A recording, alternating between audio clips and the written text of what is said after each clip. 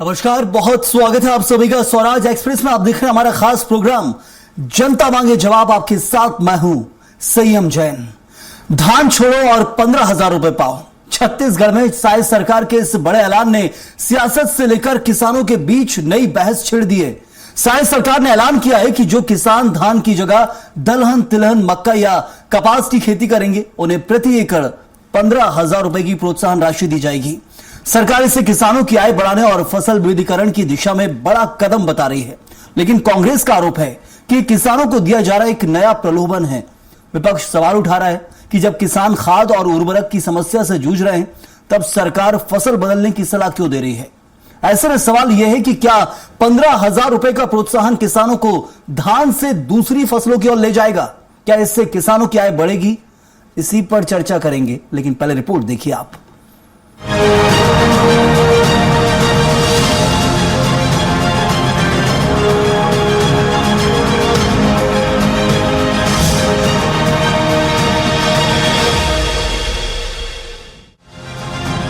छत्तीसगढ़ की साय सरकार ने किसानों के लिए एक नई पहल का ऐलान किया है। खरीफ 2026 से अगर किसान धान की जगह दलहन, तिलहन, मक्का, कोदो, कुटकी, रागी या फिर कपास जैसी फसलें लेते हैं तो उन्हें प्रति एकड़ 15,000 रुपए की प्रोत्साहन राशि दी जाएगी। साय कैबिनेट ने कृषक उन्नति योजना के नए स्वरूप को मंजूरी दे दी है। सरकार का यह दावा है कि इससे किसानों की आय बढ़ेगी, जल संरक्षण को बढ़ावा मिलेगा और खेती में फसल विविधीकरण को नई गति मिलेगी। योजना का लाभ डिजिटल क्रॉप सर्वे और किसान पंजीयन के आधार पर दिया जाएगा। कृषि मंत्री रामविचार नेताम का कहना है कि साय सरकार किसानों की आय बढ़ाने के लिए लगातार फैसले ले रही है, तो वहीं कांग्रेस इस योजना को किसानों के लिए लाभकारी नहीं बल्कि भ्रामक बता रही है। बाकी दलहन है, तिलहन है, इन सब को भी कृषि उन्नति योजना में शामिल करते हुए उसी तरह से उनका भी लाभ दिया जाएगा और प्रति एकड़ जो धान के बदले जो इस तरह के जो बाकी फसल लेंगे उनको 15,000 रुपए एकड़ के हिसाब से उनका भुगतान किया जाएगा। सरकार दरअसल किसानों को खाद बीज उपलब्ध नहीं करा पा रही है, उर्वरक उपलब्ध नहीं करा पा रही है।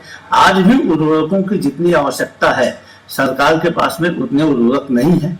इसीलिए सरकार ने इस प्रकार का प्रलोभन किसानों को देने का फैसला किया है। छत्तीसगढ़ का 90% से अधिक किसान खरीफ में धान लेता है और साल भर के लिए उनके जीवन यापन का सबसे बड़ा साधन है। राज्य सरकार उनके साथ धोखा कर रही है। बहरहाल साय सरकार से किसानों की आय बढ़ाने और खेती को अधिक लाभकारी बनाने की दिशा में बड़ा कदम बता रही है, जबकि कांग्रेस इसे जमीनी हकीकत से दूर एक राजनीतिक घोषणा मान रही है। अब सवाल यही है कि क्या प्रति एकड़ 15,000 रुपए का प्रोत्साहन किसानों को धान से दूसरी फसलों की ओर आकर्षित कर पाएगा, या फिर छत्तीसगढ़ के किसान अपनी पारंपरिक धान खेती पर ही भरोसा बनाए रखेंगे। योजना का असर क्या होगा, इसका जवाब आने वाले खरीफ सीजन में किसानों के फैसले से ही मिलेगा। स्वराज एक्सप्रेस के लिए रायपुर से दिलीप साहू की रिपोर्ट।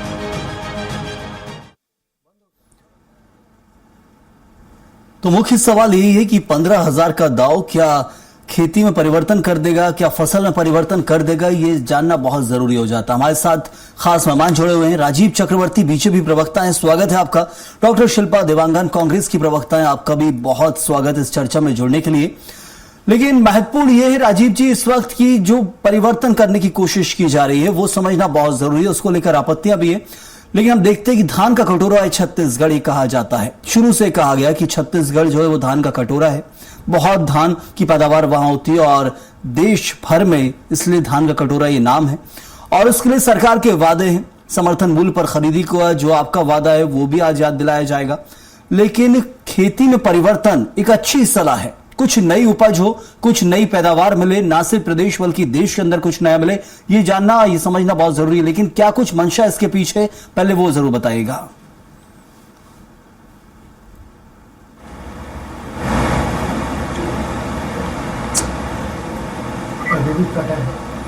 आपका नहीं है ना? राजीव जी आवाज पहुंच रही है आप तक? हाँ, आवाज नहीं आ रही। हाँ आ रही है जी, मेरा सवाल सुन पाए क्या आप? सरकार का 15,000 रुपए प्रति एकड़ दिया जा रहा है नई फसल अलग फसल की पैदावार को लेकर जो खरीफ में की जाती है।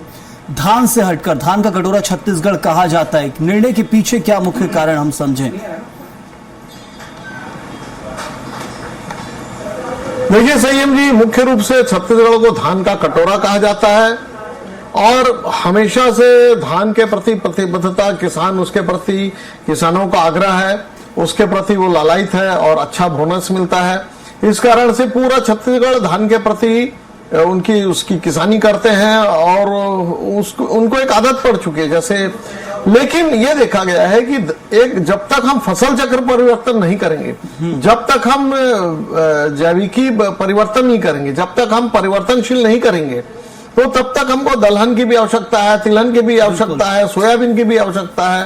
और उसके बाद जैसे पुराने समय में, यानी हमें पुरानी खेती को लौटना होगा, जब एक कृषक अपने और अपने गांव के लिए कपास का भी उत्पादन करता था, सब्जी भी बो लेता था, गेहूं की भी फसल लेता था, चना भी लेता था, दाल भी लेता था। तो उसी प्रकार से अभी ऐसा हो गया कि पूरा धान की वजह से तो फसल चक्र में और खाद की कमी हो रही पूरे विश्व में, क्योंकि एक विश्व युद्ध चल रहा है। तो उसमें जिसमें खाद की आवश्यकता भी कम होगी और फसल चक्र परिवर्तन से किसानों को बहुत लाभ होगा कि एक फसल के ऊपर, जैसे आप देखेंगे कि बहुत सारे भंडारण क्षेत्र में धान के पहाड़ खड़े रहते हैं और एफसीआई अपने शर्तों पे कुछ समय लेता है, कुछ नहीं लेता है। तो एक नवाचार होगा कृषि के क्षेत्र में, और जिसमें कि हमारे साथ किसान बंधु भी बैठे, उनसे भी पूछिएगा। ठीक है, शुरुआत में कठिनाई आ सकती है, विसंगतियां आ सकती है, लेकिन इसे करना बाध्यता है और इसे करना एक आवश्यकता भी है और बहुत इसके अच्छा प्रतिसाद भी मिलेगा और बोनस भी दे रही सरकार, ताकि हम केवल और केवल धान के ऊपर, पूरी तरह धान के उत्पादन के ऊपर प्रभावित न रहे, बल्कि फसल चक्र के माध्यम से दूसरे फसल भी उगाएं और देश की उन्नति में हम सहभागी देख रहे हैं। क्या उसी को लेकर ये सीजनेबल निर्णय माने या फिर सरकार प्रोत्साहन दे रही है तो ये मतलब परमानेंट है? क्योंकि विपक्षी आरोप यही है कि ये सीजनेबल है, खाद का संकट इस कारण से निर्णय लिया जा रहा है और इसलिए आप प्रोत्साहन राशि भी दे रहे हैं। नहीं, प्रोत्साहन तो देखिए, कृषि को उद्योग का दर्जा देना हमारी प्राथमिकता है, अन्नदाताओं को आगे बढ़ाना इस सरकार की प्राथमिकता है। और पूरे देश में आप देखेंगे कि एमएसपी का मूल्य बढ़ाया गया, पूरे देश में बढ़ाया गया हर फसल पर। और आप देखेंगे, अगर केरल एक उदाहरण है, केरल और कर्नाटका, जहां वो एमएसपी पर भी नहीं बेचते, वो अपने हिसाब से मंडियों पर बेचते हैं, क्योंकि वहां विविधता है, फसल बेचते हैं, वो अपना मसाला बेचते हैं, कॉफी बेचते हैं, चाय की खेती करते हैं। तो उसी प्रकार से उस राज्य से की तरह हम अगर करेंगे और साथ में बोनस भी देंगे तो सोने पर सुहागा होगा।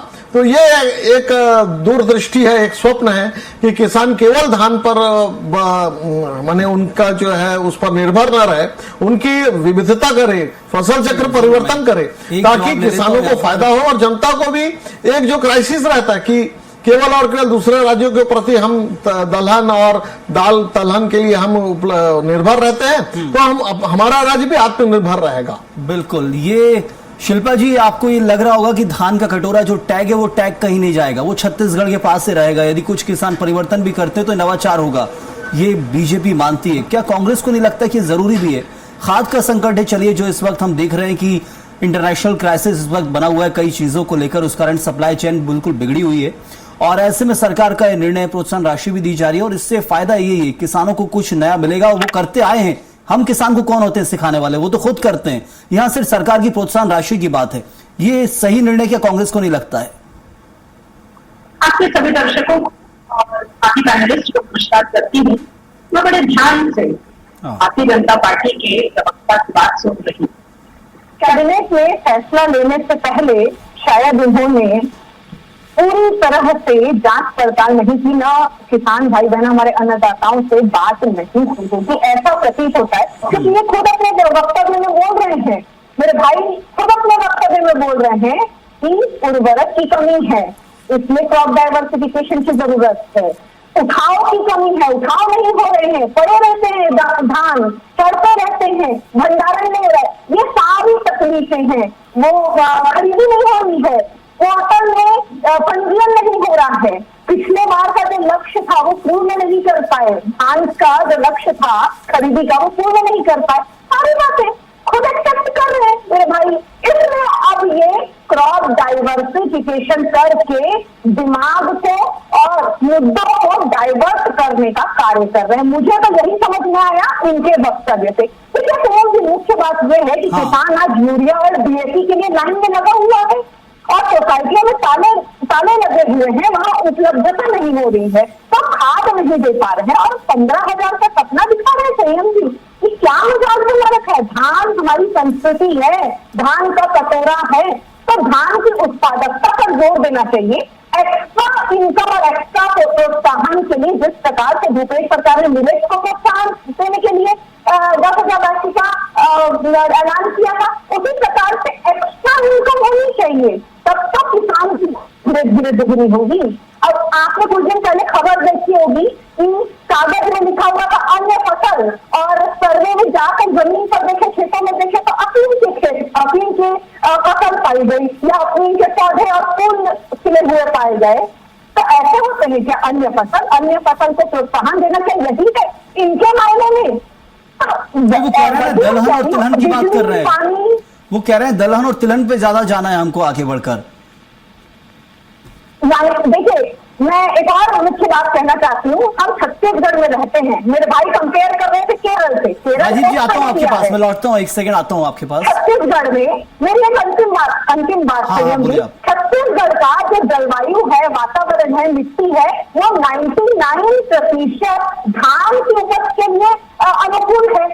तो हम जो किसान है, यदि दूसरे फसल उगाएंगे, निश्चित रूप से उगाना चाहिए, परंतु मुख्य फसल के साथ उगाना चाहिए। मुख्य फसल में एक बार उनकी इनकम हो जाए, उसके बाद एक्स्ट्रा फायदे के लिए उगाना चाहिए, मेरा ये मानना है।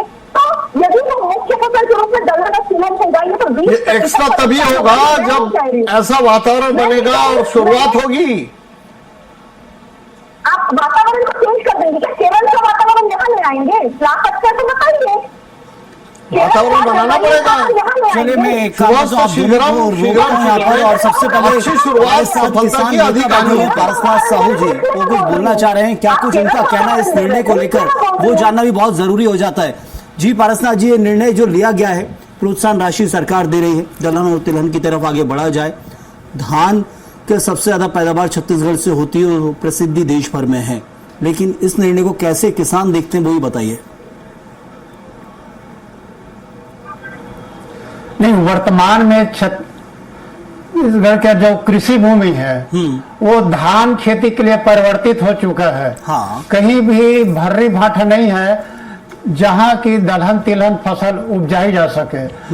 फिर भी अगर शासन चाहती है कि दलहन तिलहन फसल बोई जाए तो हम तैयार हैं। हाँ। सरकार को ये करना चाहिए कि फिर से दलहन तिलहन खेती के अनुरूप जो खेती बनाने में लागत आएगी, जो लगभग 30 से 40 हजार रुपए प्रति एकड़ खर्च है, उसे दे दे, और जो धान में हमको जो अंतर की राशि मिलता है धान के बराबर ही दे दे, हम तैयार हैं।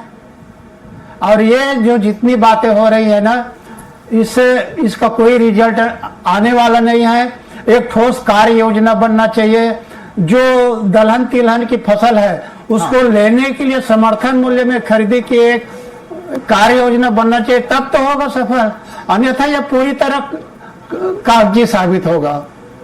चलिए, बिल्कुल ये निर्णय समझना बहुत जरूरी है। देखिए राजीव जी, यहाँ पर खुद आपके साथ ही जो किसान बैठे हैं वो बता रहे हैं क्या कुछ इसके पीछे होना चाहिए। छत्तीसगढ़ की भूमि अब उस लायक नहीं है, यदि आप परिवर्तन करना चाहते हैं तो फिर बहुत ज्यादा लागत आएगी, वो केमिकल्स और बहुत सारी चीजें चेंजेस होंगे, तो उसके लिए वो चाहते हैं राशि 30 से 40 हजार की, 15,000 की प्रोत्साहन राशि, तो सिर्फ प्रोत्साहन मिल सकता है, जमीन उपजाऊ नहीं होगी उस हिसाब से। क्या वाकई जो अभी कह रही थी यहाँ पर शिल्पा जी, क्या इस निर्णय के पहले भी किसानों से चर्चा की गई, क्या कुछ सलाह मशवरा हुआ है क्या? देखिए संयम जी, छत्तीसगढ़ में मिश्रित किसान है, सीमांत किसान है, बड़े किसान है, छोटे किसान है, कुछ अधिया और एघा की व्यवस्था है। लेकिन अगर एक देखिए, अगर सरकार कहती है और उस कुछ किसान, हो सकता है पारसनाथ जी का बिल्कुल मैं सम्मान करता हूं, बड़े किसान नेता हैं और किसानों के बीच में उठते बैठते हैं, अगर एक छोटी सी शुरुआत होती है, बहुत सारे किसान हैं जो रबी के समय चना की फसल लेते हैं, गेहूं उगाते हैं, तो वही उनमें से कुछ किसान यदि इसे लेते हैं, एक शुरुआत होती है, तो देखिए एक हमें कोई भी चीज में जो लगातार रहती है उसके बीच में परिवर्तन करना बड़ा कठिन होता है, निर्णय लेना कठिन होता है, लेकिन निर्णय तो लेना पड़ता है। आप देखिएगा कि प्रचलित खेती के बाद जब उन्नत खेती आई, आधुनिक खेती आई, तो बहुत परिवर्तन हुए खेती। नहीं, वो स्वागत लोग कर रहे जानते हैं। नहीं थे कि राजीव जी, वो परिवर्तन स्वागत कर रहे हैं, वो बोल रहे हैं कि लागत जो 30 से 40 हजार परिवर्तन वो दीजिए आप, और इसके अलावा समर्थन मूल्य क्या होगा दलहन तिलहन का वो भी बताइए आप। वो तो कह रहे हैं स्वागत हो कर रहे हैं। सकता ऐसा ना हो बिल्कुल, कि किसान उगा ले उसका समर्थन मूल्य कुछ है नहीं, क्योंकि वो आपने वादा धान का किया था। दलहन तिलहन पे क्या समर्थन मूल्य है, उस पे भी कुछ आपके वादे हो तो वो भी बताइए। नहीं, ठीक है, बिल्कुल संयम जी जो पारसनाथ जी ने कहा है, हाँ, उनकी शंका है वो बिल्कुल एक विचारणीय प्रश्न है कि जो छत्तीसगढ़ की जो जलवायु है और जो हमारी जो संस्कृति है किसानों की, वो उसमें बढ़ चुके हैं और जमीन भी उसके अनुसार से ढल चुकी है। तो उनका जो कहना, उनका जो सुझाव है कि कुछ अतिरिक्त राशि दी जाए, प्रोत्साहन राशि दी जाए, या नाबार्ड की जैसे जो प्रोत्साहन राशि रहती है या उसमें सब्सिडी दी जाती है, ऐसा करना चाहिए। और बिल्कुल सरकार की योजनाएं हैं, नाबार्ड की बहुत सारी जैसे पॉली हाउस की योजनाएं रहती है, तो हो सकता है कि उसमें हम करें। अगर सुझाव आते हैं बहुत सारे किसान बंधुओं के, तो बिल्कुल सरकार उस पर विचार करेगी और जो सुझाव आते हैं, ठोस सुझाव आते हैं, उसमें अमली जामा पहनाया जाता है और शुरुआत भी होती है और उसके ऊपर क्रांति होती है। तो आप देखिएगा कि पहले पंजाब में इतनी किसानी नहीं होती थी धान की, गेहूं की। अब पंजाब का किसान गेहूं भी ले रहा है, धान भी ले रहा है, चने भी ले रहा है। तो क्यों नहीं हम छत्तीसगढ़ के किसान भी उन्नत किसान हैं और क्रांतिकारी सोच के हैं, बिल्कुल होनी चाहिए। और जो पारसनाथ जी जैसे किसान नेता वो कह रहे हैं, तो उसके ऊपर सरकार निश्चित रूप से ध्यान देगी। लेकिन फसल चक्र परिवर्तन करना, अजीत जोगी जी ने भी इससे कहा था सन 2001 में। अब वो अमली जामा नहीं पहना पाए, उनकी सरकार नहीं आई, हमारी सरकार आ गई सौभाग्य से।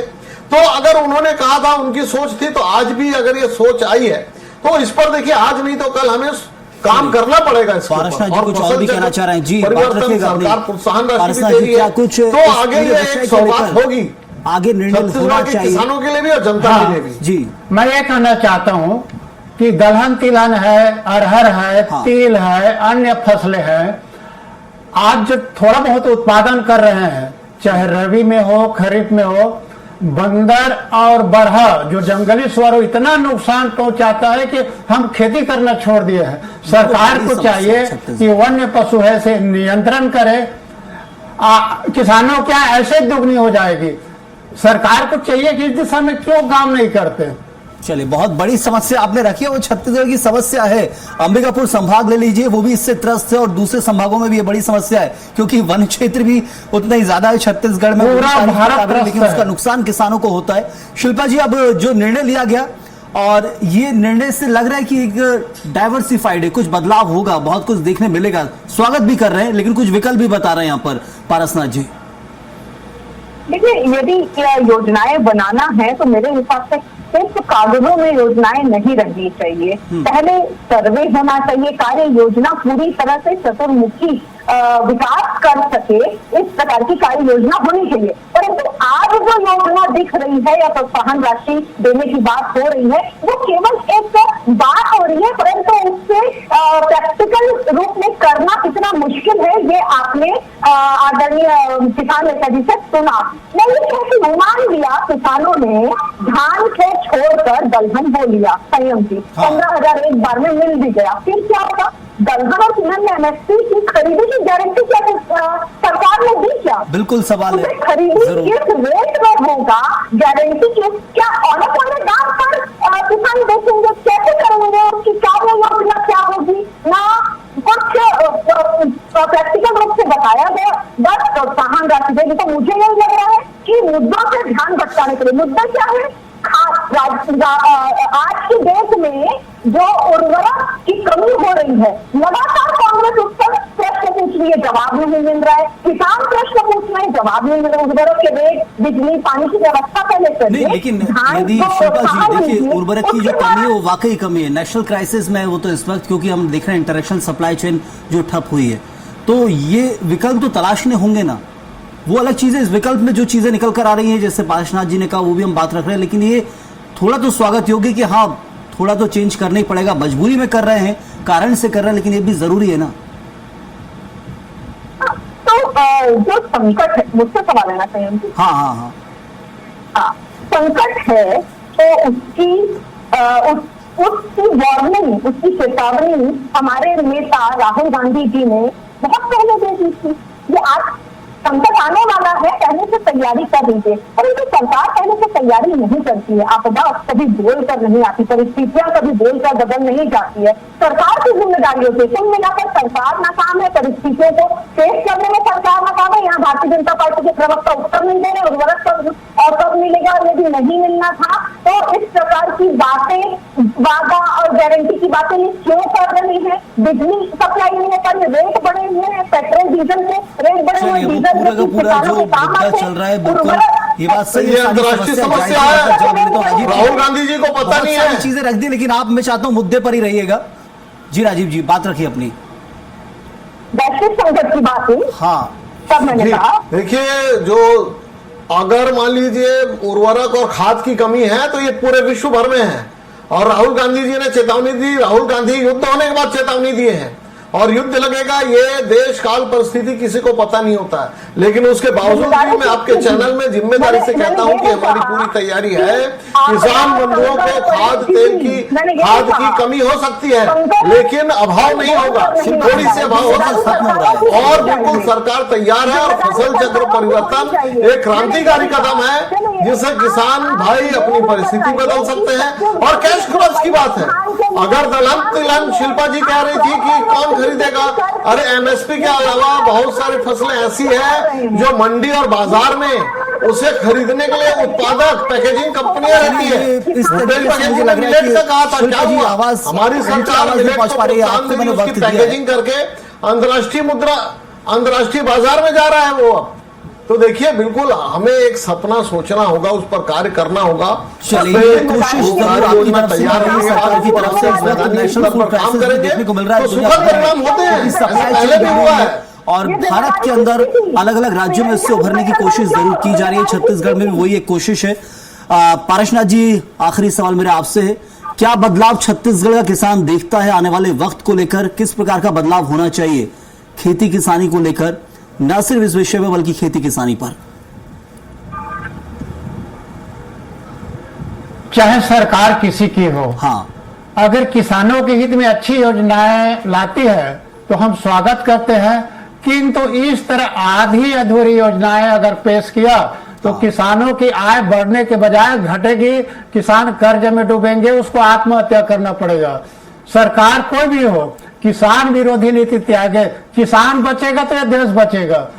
सरकार को इस बात को ध्यान रखनी चाहिए। चलिए, बिल्कुल ये शानदार वक्तव्य आपने दिया, और इस पर जरूर सरकार भी मंथन करेगी कि महत्वपूर्ण यही है कि क्या कुछ निर्णय लिए जा रहे हैं, उनके पीछे क्या प्रोफाइल है, क्या बैकग्राउंड तैयार किया गया है। ऐसा ना हो कि सिर्फ हम शॉर्ट टर्म के लिए ले रहे हैं, बल्कि लॉन्ग टर्म के लिए, जो छत्तीसगढ़ के विकास के लिए हो। सरकार कोई भी हो, निर्णय बेहतरी भविष्य को देखकर लेती है, लेकिन किसानों की सलाह, किसान क्या चाहते हैं, उन चीजों को भी समझना बहुत जरूरी है। वक्त इतना ही, शुक्रिया अदा करूंगा। राजीव जी आपका धन्यवाद, शिल्पा जी आपका धन्यवाद, और पारसनाथ जी आपका बहुत बहुत शुक्रिया हमारे साथ जुड़ने के लिए, चर्चा करने के लिए। तो फसल चक्र पर सियासत हो रही थी, कुछ बदलाव किए कोशिश की जा रही है छत्तीसगढ़ सरकार की तरफ से। कहा जा रहा है कि दलहन तिलहन की पैदावार यदि की जाती है, धान से हटकर यदि पैदावार करते हैं तो 15,000 प्रति एकड़ की प्रोत्साहन राशि दी जाएगी। किसान तैयार है, लेकिन लागत इससे और ज्यादा है, क्योंकि छत्तीसगढ़ की जमीन अब धान के लिए बिल्कुल परफेक्ट है, लेकिन बदलाव यदि की जाएंगे तो लागत भी बढ़ेगी। फिर उस पर एमएसपी क्या है, वो भी एक संकट और एक सवाल है जो किसानों के सामने होगा। बहुत सारी ऐसी चीजें, यदि तैयारी कुछ की जा रही तो जमीनी स्तर पर हो, ये किसानों की मांग रही है, और इसी को लेकर सवाल था। इस वक्त के लिए फिलहाल इतना ही। आप बने रहिए स्वराज एक्सप्रेस के साथ।